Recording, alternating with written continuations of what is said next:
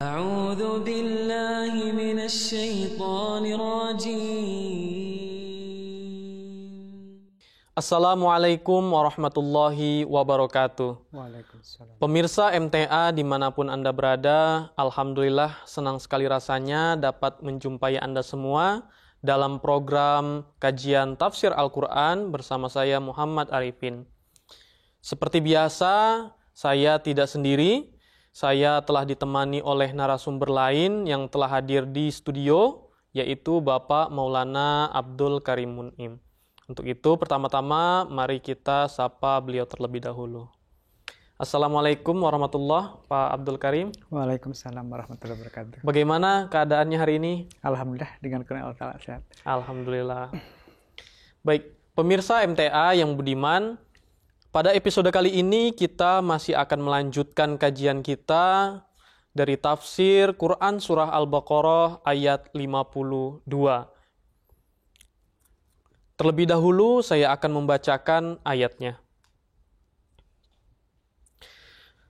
A'udzu billahi minasy syaithanir rajim. Wa idh wa'adna Musa 40 laylatan thumma اتخذتمul ijla min ba'dihi wa antum zalimun. Artinya, dan ingatlah ketika kami menjanjikan kepada Musa 40 malam. Kemudian sepeninggalnya kamu menjadikan anak sapi sebagai sembahan, dan kamu adalah orang-orang aniaya. Baik, pada episode sebelumnya kita telah membahas bagaimana tafsir yang ada di dalam tafsir Kabir yang telah dijelaskan oleh Hazrat Muslih Mau'ud radhiyallahu ta'alaan, dan perbandingan Pak, antara yang dijelaskan oleh Bible dan yang dijelaskan di dalam Al-Quran. Nah, sekarang kita memasuki bagaimana sih perbedaan antara penjelasan yang di dalam Bible dan Al-Quran itu. Bagaimana Hazrat Muslih Mau'ud radhiyallahu ta'ala anhu menjelaskan tentang perbedaan-perbedaan tersebut. Baik, Pak, silakan Pak. Di sini Hazrat Khalifatul Masih Tsani radhiyallahu ta'ala an menyampaikan bahwa dalam hal ini ada perbedaan besar antara keterangan yang disampaikan oleh Taurat, ya, Perjanjian Lama, dan keterangan yang disampaikan oleh Al-Quran. Pertama-tama Al-Quran menerangkan sabab-musabab dari kegalauan atau kecemasan Bani Israel dan menyebutkan bahwa Nabi Musa AS telah diperintahkan oleh Allah Ta'ala, ya. Pertama-tama itu awalnya diperintahkan untuk berhalwat di bukit tersebut itu untuk waktu 30 malam. Semestinya, ya, sesudah kaumnya diberikan kabar dengan masa berhalwatnya Nabi Musa SAW untuk masa tertentu, lalu kemudian Allah Ta'ala memberikan tambahan waktu rentang 10 malam lagi, ya, 10 malam yang lain untuk menyempurnakan kebajikan atau kebaikan ihsan kepada Nabi Musa. Itu maksud Allah Ta'ala. Ketika jumlah 40 itu menunjukkan kepada kesempurnaan dalam alam ruhani, ya. Jadi 30 lalu jadi 40 dalam alam ruhani, 40 adalah lambang kesempurnaan, ya. Dikarenakan tambahan 10 malam ini untuk Bani Israel sendiri menimbulkan kegelisahan, kecemasan, ya. Dan boleh jadi, ya, di sini dikatakan boleh jadi sebagian mereka menyangka bahwa Nabi Musa AS itu sudah wafat. atau mereka itu berupaya untuk tidak menurut anggapan mereka Nabi Musa alaihissalam itu menanggung kesukaran-kesukaran dalam perjalanan ataupun ada hal-hal yang tidak diinginkan di dalam perjalanan itu, yang pada kesempatan ada hal-hal yang tidak diinginkan, itu anggapan mereka. Jadi berdasarkan kepada kejadian ini ya, Allah Ta'ala sudah menjanjikan ya, memohon perjanjian untuk meminta perjanjian keimanan kepada Bani Israel ya. Di satu sisi itu memberikan pengaruh kepada mereka. Yang memberikan pengaruh itu adalah orang-orang yang di sekitar mereka atau kaum yang penyembah berhala ya, yang menciptakan berhala di mereka untuk membuat patung dan untuk mereka sembah. Tetapi di dalam Taurat itu sendiri tidak disampaikan latar belakang sebab dari kegelisahan atau kecemasan yang timbul pada kaum Bani Israel. Itu yang pertama. Yang kedua adalah Al-Quran di sini menjelaskan bahwa Nabi Harun alaihissalam tidak terjerumus dalam syirik ini. Kenapa dinamakan syirik? Di satu sisi mereka diminta perjanjian untuk beriman ya, janji iman lah seperti itu. Tetapi pada prakteknya mereka terjerumus ke syirik dan mereka menempatkan Hazrat Harun alaihissalam kepada syirik tersebut. Nah, Al-Quran membantah hal itu ya. Jadi di sini Al-Quran menyampaikan bahwa Nabi Harun alaihissalam tidak terjerumus atau terjatuh dalam syirik ini ya. Sesungguhnya mereka itulah orang-orang yang melakukan perbuatan syirik tersebut. Dan Nabi Harun sebenarnya beliau sudah mengupayakan dengan segenap jerih payahnya, dengan segenap daya upayanya untuk mencegah mereka untuk melakukan perbuatan syirik tersebut, yaitu membuat patung anak sapi itu. Adapun Taurat ya, tidak hanya menempatkan Nabi Harun pada posisi seperti ini, menempatkan beliau kepada amalan penyembahan berhala, bahkan Taurat itu sudah mereka-reka atau mengada-ada bahwa Nabi Harun itu sendiri menerima tanpa ragu-ragu. Ya, Taurat seperti itu. Ya. Jadi tidak hanya Nabi Harun itu membuat patung anak sapi saja, malahan menganjurkan dan mengajak Bani Israel untuk menyembahnya. Nah, ini sudah hal yang istilahnya kontradiksi sekali dengan apa yang diutarakan oleh Al-Quran. Ini dua perbedaan yang besar, yang mendasar, apa yang disampaikan di dalam Taurat dan di dalam Al-Quran. Malahan di sini disampaikan ya, untuk hal tersebut la hawla wala quwata illa billah ya. Terhadap pemahaman-pemahaman kaum Bani Israel pada waktu tersebut. Sesungguhnya riwayat Taurat ini adalah sangat kontradiksi dan bertolak belakang ya, yang tidak mungkin seorang berakal manapun dapat menerima pendapat seperti itu, ataupun satu kesempatan pun dapat diterima ya, ketika makna atau maksud yang diada-adakan oleh Taurat menempatkan seorang nabi yang terbiasa untuk mendengarkan kalam Allah justru sudah menciptakan Tuhan ya berupa patung anak sapi itu ya, yang tidak hidup, tidak bisa memberikan manfaat dan juga tidak bisa mendatangkan mudarat. Nah, Taurat menempatkan posisi Nabi Harun yang diamanatkan oleh Nabi Musa alaihissalam untuk mengawal, untuk mengawasi kaum Bani Israel sepeninggal beliau untuk melaksanakan halwa selama 40 hari. Nah, di dalam Taurat malah ditempatkan Nabi Harun itu sendiri, na'udzubillah, la hawla wala quwata, sebagai yang menganjurkan, ya, membuat patung sendiri, mengajak beribadah dan menyembahnya, ya. Nah, ini adalah sesuatu hal yang tidak patut ya, tidak layak disematkan atau ditempatkan kepada utusan Allah Ta'ala, di mana setiap nabi atau utusan Allah Ta'ala itu adalah terbiasa atau membiasakan diri untuk menaati dan mendengar perintah Tuhan Allah Ta'ala. Baik. Jadi seperti itu. Terlihat sekali ya Pak, kontradiksi yang dijelaskan yang di dalam Bible, di dalam Taurat. Ya. Kemudian apa juga yang dijelaskan di dalam Al-Quran, sangat kontradiksi sekali. Tadi Bapak jelaskan ada 2. Yang pertama, kalau di Taurat itu tidak disebutkan kenapa mereka gusar begitu ya, kenapa mereka cemas. Kan udah janjinya 40 hari gitu. Nah, ternyata di dalam Al-Quran dijelaskan ya tentang mengapa mereka gusar. Ternyata janji awalnya 30 hari, 30 malam ya.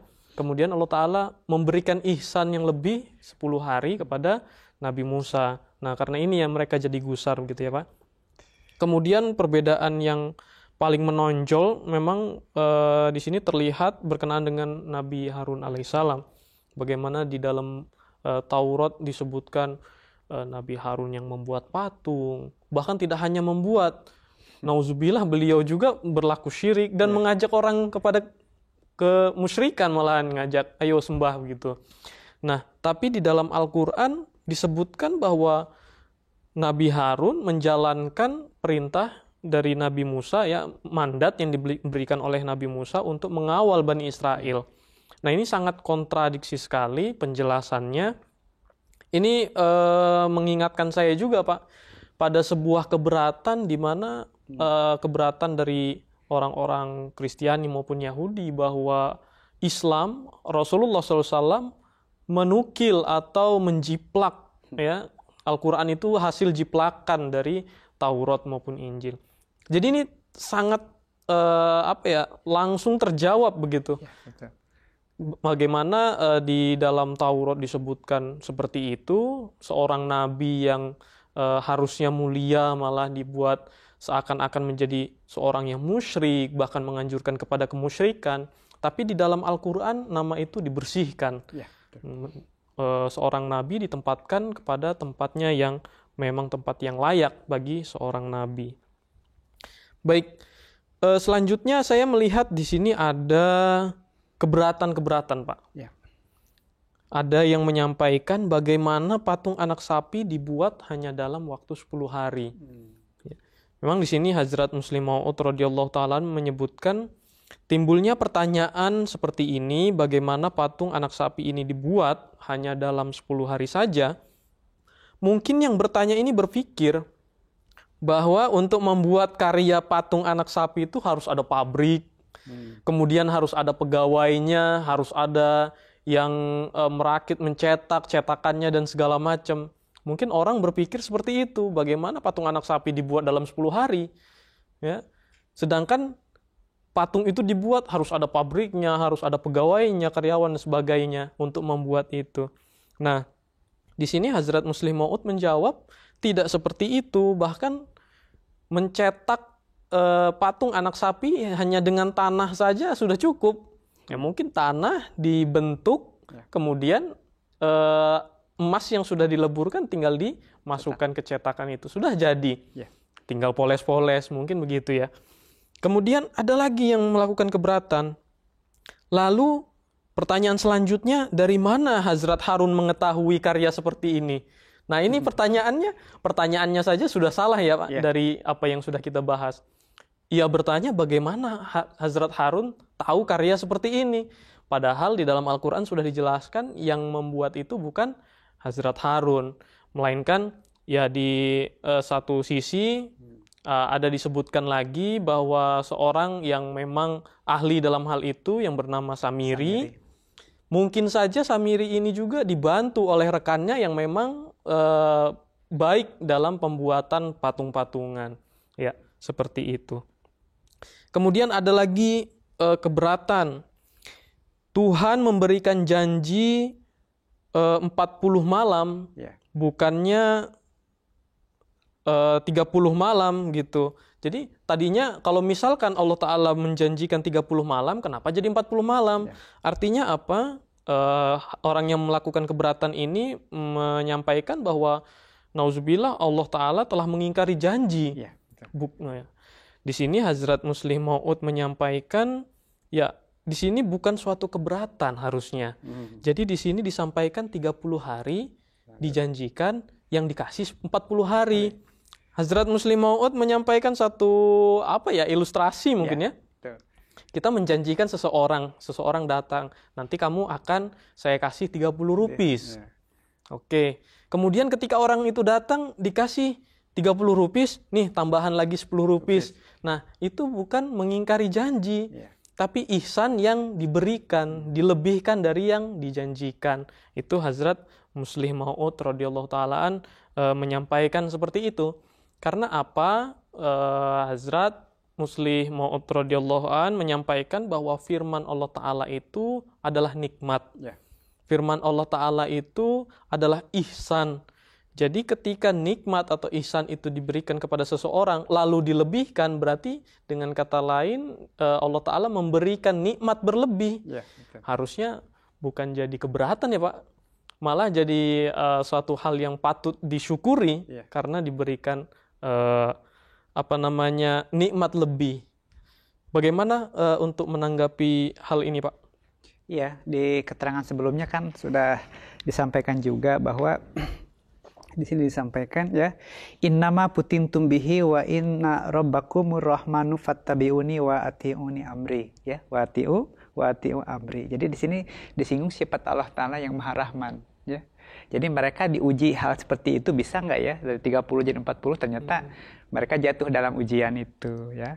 Tapi sebenarnya belum memahami bahwa ihsan 10 malam atau 10 hari tambahan itulah ihsan Allah Ta'ala di sana. Nah, seperti itu. Menerangkan tentang sifat Rahman Allah Ta'ala itu berlaku juga di sana. Hanya syaratnya yang tadi ya, di sini dikatakan bahwa perintahnya itu adalah fattabi'uni, ikuti aku, wa ati'u amri, dan artinya taati perintahku. Nah, ternyata dua hal ini tidak dilaksanakan oleh Bani Israel. Jadi tadi yang dijanjikan 30, nah ini 10-nya ihsan lah. Seperti itu. Baik. Nah, di sini juga disebutkan Pak dalam tafsir yang ditulis oleh Imam Baidawi dalam kitab Anwarut Tanzil wa Asrarut Ta'wil. Beliau menyampaikan di sini bahwa memang 30 malam ini ya dijanjikan di awal dilaksanakan pada Zulqaidah. Jadi 1 bulan itu full. Kemudian Allah tambahkan lagi ihsan 10 hari di bulan Zulhijjahnya. Nah, ini pun masih selaras dengan penjelasan Hazrat Muslih Maud radhiyallahu taalaan, di mana dalam menafsirkan ayat ini juga disinggung dalam ayat Al-A'raf surah ayat ke-143 itu. Bagaimana kan sebelumnya telah dijelaskan juga, dan kami menjanjikan kepada Musa 30 malam. Jadi awalnya memang 30 malam gitu. Dan kami menyempurnakan jumlahnya dengan 10 malam tambahan. Jadi dikasih lagi 10 malam sebagai ihsan.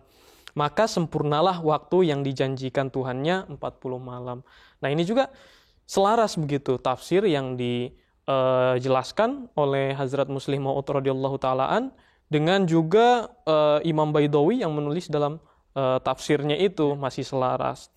Kemudian Imam Al-Baghawi juga mengutip beberapa tafsir dan menyimpulkan ada beberapa penjelasan Pak. Yang pertama memang menjelaskan bahwa Bani Israel itu menghitung 1 harinya Nabi Musa menjadi 2 hari. Jadi ketika dijanjikan 40 hari, jadi masih 20 hari mereka udah anggap 40 hari. Jadi ketika hari ke-20 udah gelisah kok belum datang-datang. Itu ada yang menafsirkan seperti itu. Ada juga memang sama tafsirnya seperti Imam Baidawi, memang 30 hari dulu. Itu 30 hari yang mereka tahu, tapi masih ada 10 hari ternyata ihsan Allah Ta'ala yang mau diberikan, tapi mereka tidak sabar. Sehingga mereka mempertanyakan, mana Nabi Musa ini nggak kembali-kembali? Mana katanya cuma 30 hari, tapi ditunggu-tunggu gak datang. Apakah sudah wafat? Atau bahkan yang paling ekstrim lagi, mereka menganggap ini karena Nabi Musa kesulitan dalam perjalanannya membawa kita keluar dari Mesir. Jangan-jangan beliau kabur. Itu. Nah, itu sampai segitu parahnya ya pemikiran itu. Nah, itulah penjelasan tadi yang selaras antara tafsir Masih Maud Salam juga didukung oleh tafsir-tafsir lainnya termasuk Imam Baidawi dan Imam Al-Ghawi juga. Baik Pak, kita cukupkan penjelasan untuk tafsir Quran Surah Al-Baqarah ayat 52 ini. Pemirsa MTA dimanapun Anda berada, demikianlah kajian tafsir Al-Quran pada episode kali ini. Lanjutan tafsir dari Quran Surah Al-Baqarah ayat 52. Semoga apa yang telah dijelaskan tadi dapat menambah wawasan kita, dapat menambah keilmuan kita dan juga keimanan kita. Saya Muhammad Arifin beserta Bapak Maulana Abdul Karim Mun'im dan seluruh kru yang bertugas mohon pamit undur diri. Assalamualaikum warahmatullahi wabarakatuh. Waalaikumsalam.